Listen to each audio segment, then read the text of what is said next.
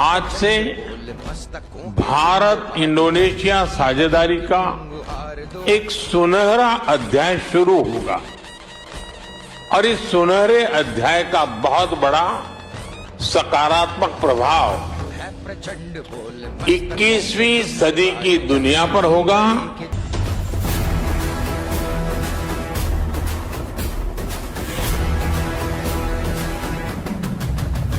कि चीनियों की गर्दन भारत के हाथ में आ गई है। सुबियांतो भैया ने तो कह दिया था मेरा डीएनए भी इंडियन है। जब वो लास्ट टाइम आए थे मुझे याद है बड़ी अच्छी तरह उन्होंने। तो अब ये मोदी जाके क्या मतलब ये डोमेस्टिक मोदी सारा का सारा डोमेस्टिक कंजम्पशन पे कर रहे हैं क्या? वो वहाँ बैठ के इंडोनेशिया के प्रेसिडेंट के साथ बैठ के ये क्या बातें करेंगे? मंदिरों की बातें करेंगे? And why is he is interested in?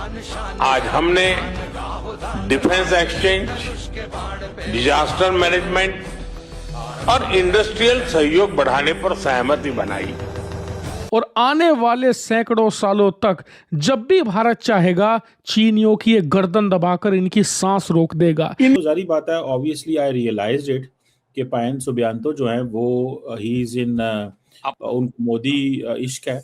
और आपको ये भी तो पता है मंदिरों के बारे में अगर वो ज्यादा कुछ करने लगे तो उनकी पब्लिक भड़क जाएगी।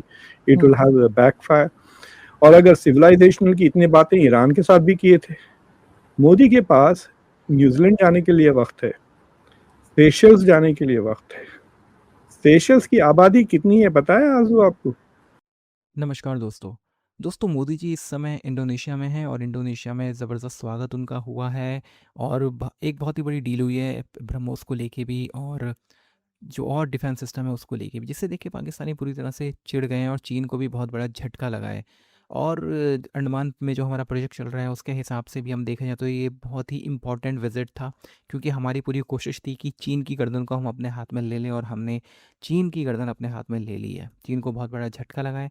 इंडोनेशिया ने खुलकर भारत का समर्थन किया है, यहाँ तक कि इंडोनेशिया के राष्ट्रपति पाकिस्तान भी नहीं गए थे, उन्होंने जाने से मना कर। और अब इंडोनेशिया और भारत काफ़ी क्लोज आ गए हैं और चीन और पाकिस्तान के लिए बहुत बड़ा झटका है।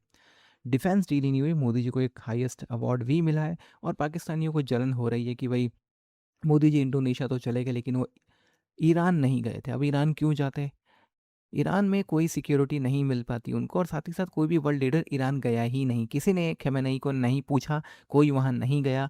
और मोदी जी का जो फैसला था ईरान ना जाने का वो बिल्कुल ठीक था, बिल्कुल सही फैसला था, मास्टर स्ट्रोक था। और अब इंडोनेशिया में भी इस चीज़ को बिल्कुल क्लियरली बता दिया गया है। आप इस सब के बारे में क्या सोचते हैं कमेंट बॉक्स में ज़रूर लिखिएगा। वीडियो अच्छा लगे तो लाइक करें, शेयर करें, चैनल को सब्सक्राइब करना ना भूलें और बेल का आइकन प्रेस कर दें लेटेस्ट नोटिफिकेशन के लिए। आइए आगे बढ़ते हैं इस वीडियो में।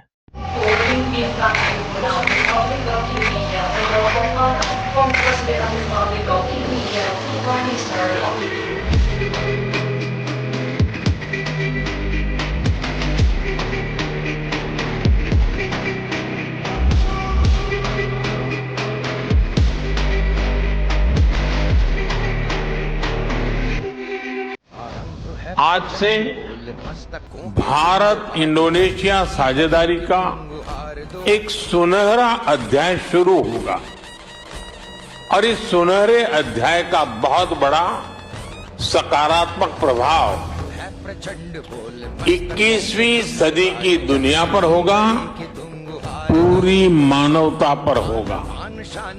फ्रेंड, हमारे देशों के बीच बढ़ता विश्वास हमारी रक्षा, सुरक्षा और मैरीटाइम सहयोग को मजबूत कर रहा है। आज हमने डिफेंस एक्सचेंज, डिजास्टर मैनेजमेंट और इंडस्ट्रियल सहयोग बढ़ाने पर सहमति बनाई। अब हम दोनों देशों के कोस्ट गार्ड हिंद महासागर में मैरीटाइम सेफ्टी और सिक्योरिटी के लिए मिलकर काम करेंगे।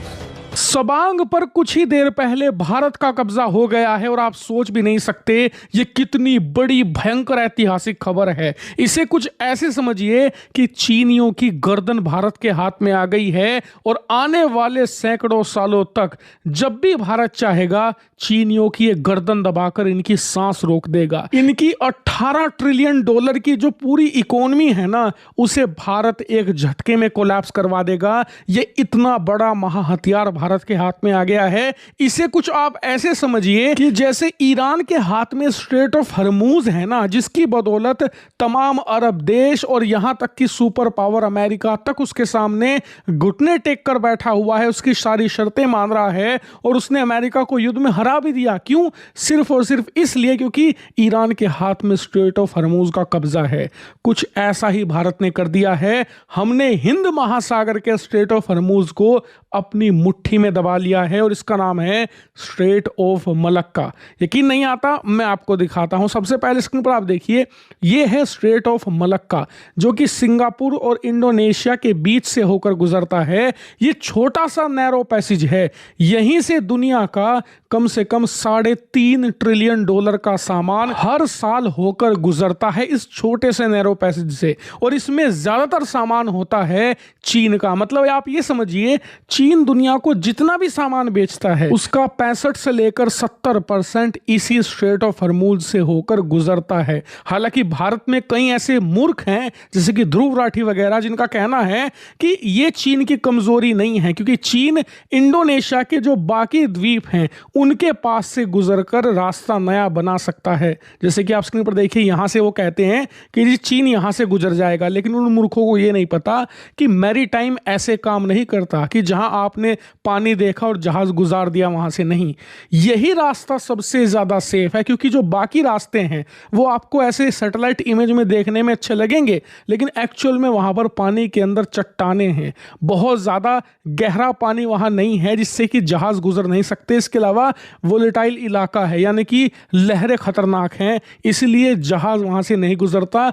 मतलब कहने का यह है कि चीन का व्यापार बिना स्ट्रेट ऑफ मलक्का के चल नहीं सकता। और 35वां इंटरनेशनल स्टेट ऑनर मिला है और वो इंडोनेशिया ने दिया है। इंडोनेशियन प्रेसिडेंट जो प्रबोवो सुबियांतो हैं, वो तो हर कोशिश कर रहे हैं कि किस तरह नरेंद्र मोदी के दिल में मेरी जगह बन जाए। पता नहीं वो क्या उनके माइंड में चीज़ें हैं, आई डोंट नो। इसको भी थोड़ा स्टडी करना होगा।